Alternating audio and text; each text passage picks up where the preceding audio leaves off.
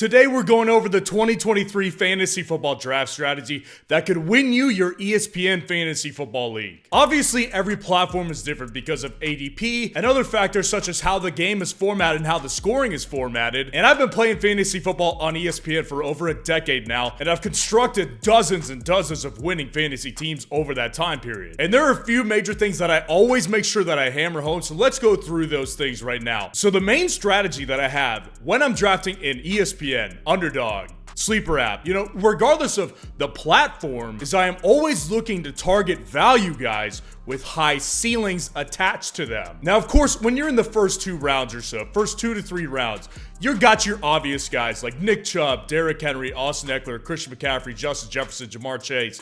Lots of other guys who have super high ceilings, but they also have super safe floors. And of course, you want to go after those guys as well. But once you get down to the mid to late rounds, that's when you need to start targeting high ceiling guys, because a lot of those guys don't have much of a floor, and that's why they're being drafted where they are. And when we look at last year's data on players most commonly on winning teams, you can see on the list here that some of these guys, actually a lot of them, are actually coming from the middle rounds. Middle to late rounds is where you can find a lot of league-winning types of players here. Now, the difference between ESPN leagues and an underdog league where I play best ball, the difference between the ADP of players on the platforms. And this is across the board, right? This is different from Yahoo leagues. This is different from Sleeper app. This is different from NFL.com. So let's dive into the ESPN ADP, guys, and let's go through some of my favorite values on ESPN specifically. And these are the guys that I think you need to target, because the one thing all of these guys have in common is they all have very good values, but they also have very high ceilings attached to them, and in some cases, pretty safe floors. So when you look at my first guy on the list, Travis Etienne at pick 28. So you're getting him basically at the front to mid end of your 3rd round of your drafts right now. Travis Etienne, I've been super loud about all offseason, being this year's Josh Jacobs. And the reason why I say that is because he handled 72% of his team's carries last year from weeks 8 to 18, during which they went 7-3. Jacksonville went 7-3 during that time. And NFL teams, of course, opposed to us, are interested in NFL success, winning football games. So they don't want to change what's working here, even if they drafted a 3rd round running back. I expect Travis Etienne to finish a lot higher than his ADP right now. I think he's going to be a great value and a great target to get in the 3rd round if you were looking for a running back during that time. Now, someone else on my list right here, Ramondre Stevenson, 7 picks behind Travis Etienne at pick 35 right now. Ramondre Stevenson, to me, is not only a high ceiling guy with a top 5 ceiling, Ramondre Stevenson is easily one of the safest picks in fantasy football. I will not be scared of the Patriots doing anything else until they actually pick up a running back, in which case there's nobody on the market aside from Dalvin Cook who really could mess with Ramondre Stevenson's ceiling to me. Ramondre Stevenson is a locked and loaded top 10 running back this season, and you're getting him at pick 35. This is fantastic value that you absolutely need to be targeting in your drafts right now, because like I said, Ramondre Stevenson absolutely is a top 10 running back this year in fantasy football. The next guy on my list, Miles Sanders, going way back behind those guys at pick 52. Miles Sanders to me is a very safe floor type of guy.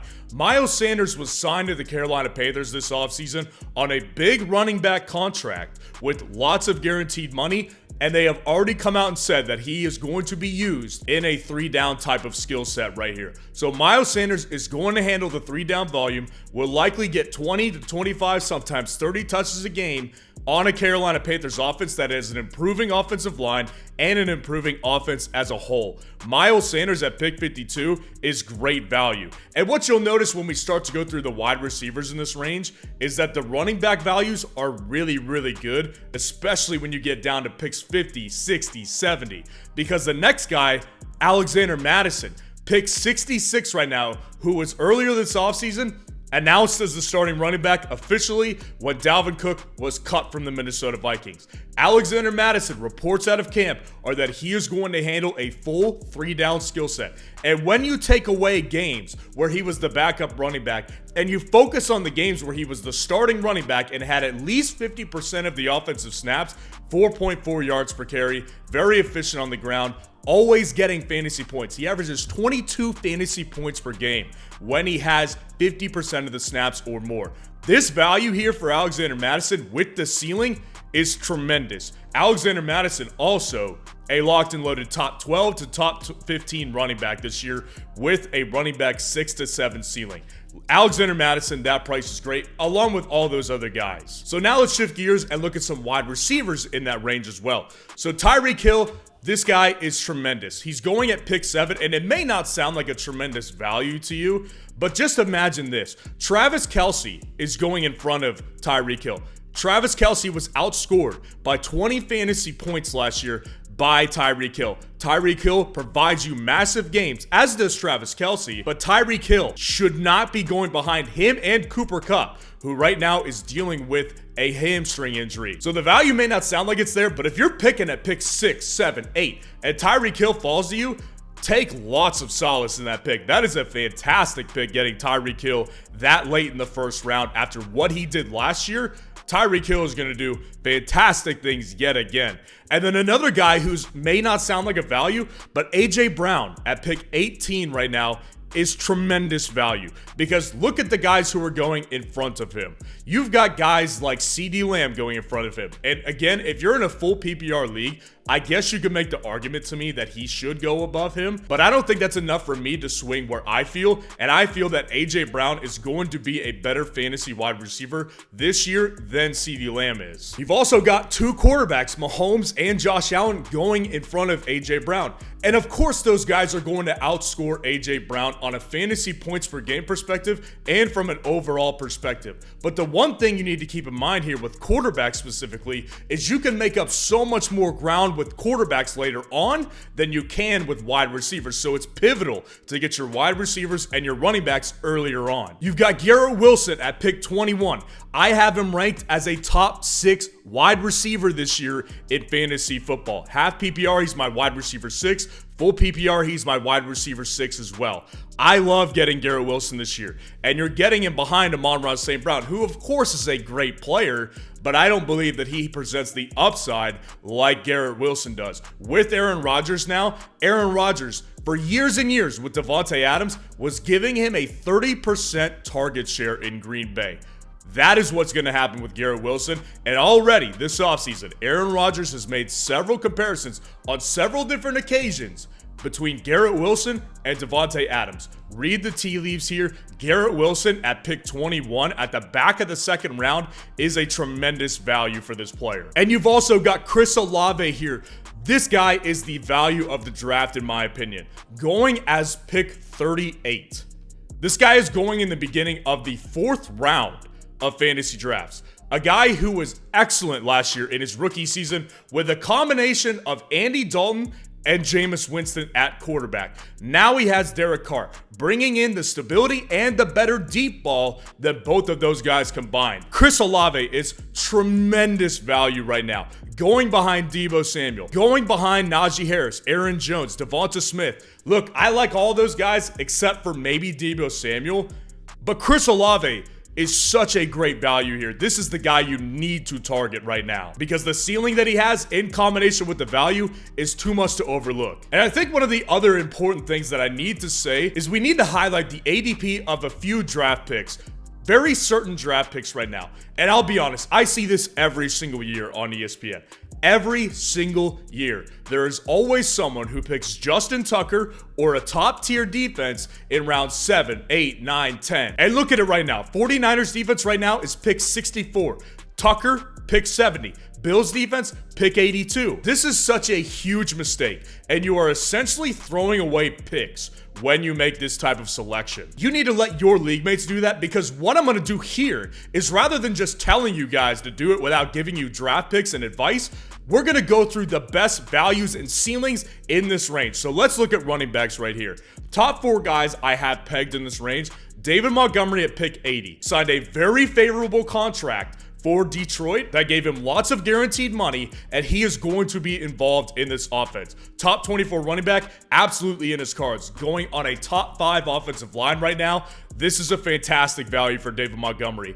Way better pick than Justin Tucker, the Bills defense, the 49ers defense. Javonte Williams, pick 87. His price is rising. So if you are drafting today or tomorrow, you can get in on this value. But Javonte Williams came in, shocked everyone, including me, that he was going to be healthy and cleared for contact in training camp after suffering a bad knee injury last year. So Javonte Williams, the ceiling is super high with this Denver Broncos offense. Javonte Williams, very, very high ceiling player and a very good value right here.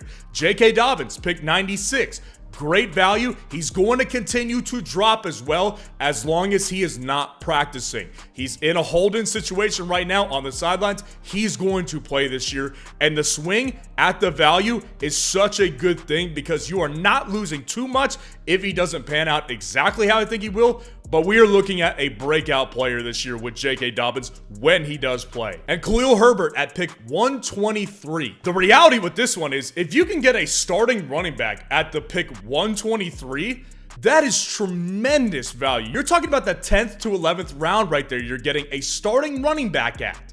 That is a value you need to pursue. Now let's look at some wide receivers. These guys, I absolutely love most of them. Drake London, pick 78. Such a better pick than Justin Tucker or the Bills defense or the 49ers defense. His breakout is loading. He was the first wide receiver off the board in the 2022 NFL draft and had a almost 30% target share as a 21-year-old rookie. This guy is going to be a great value here. Christian Kirk, pick 84. Absolutely love this because he was the wide receiver 11 last year in half PPR. On a Jacksonville offense that is bound to improve off of what they did last year, Trevor Lawrence and Christian Kirk going to light it up again. Michael Pittman Jr., 85. Full discretion, I don't love the player, but the upside is definitely there. He does have top 15 upside as far as wide receivers go, and at the value you're getting him at is tremendous. And my personal favorite, Jackson Smith-Njigba at 95. One of the best wide receiver prospects I have scouted in many, many years, going at pick 95. Almost the back half of your draft, that's where Jackson Smith-Njigba is going. Fantastic value. You cannot pick a defense or a kicker instead of these type of options. Because here's the reality. If you hit on just one of these guys, just one, you won your league. Now, the importance of the waiver wire absolutely could not be understated in redraft leagues. This is a super important piece to the whole puzzle, so make sure you're subscribed to the channel so you catch my weekly waiver wire ads during the season. And let's say you're drafting tonight. Let's say you got picks 1 through 3. Let's say you're at pick 1, pick 2, or pick 3, and you want to know that specific draft strategy to help you dominate in that range. Well, if you want to know that draft strategy, click on this video right here.